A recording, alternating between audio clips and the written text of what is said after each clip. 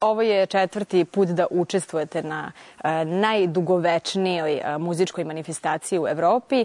Recite nam, da li iskustvo koje nosite sa sobom usrećuje ili obavezuje?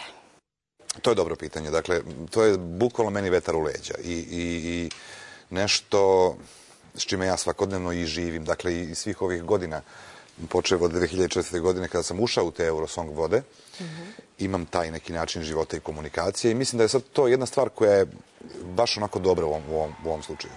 Dakle, rekli ste da će pesma biti drugačija i da će biti iznenađenje za mnoge, ali meni se čini da zaslužujemo da znamo makar malo više od toga. Ja potpuno razumem kako se osjećate, jer prosto to je pesma svih nas. Dakle, to je pesma Srbije na Eurosongu i samim tim imam i veću odgovornost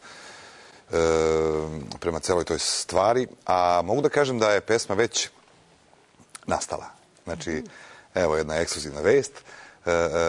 Već je melodija nastala, radimo na tekstu i šta mogu da kažem o pesmi?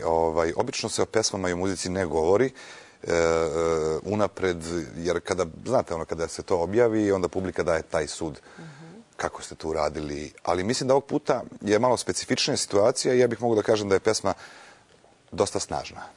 Znači, snažna je po pitanju emocije i po pitanju zvuka. Tako da, eto, to je neki onako mali šlagvort za to što ćemo predstaviti sledeće godine. Kada ćemo imati prilike da čujemo prvi put? Da li će to biti početkom sledeće godine. A da li naša velika očekivanja vas obavezuju ili predstavljaju negde vetar u leđa? I to je vetar u leđa. Dakle, sigurno se obrukati nećemo. I mislim da ja u glavi imam jedan cilj i nadam se da će to publika prepoznati i da će me podržati kada do toga dođe.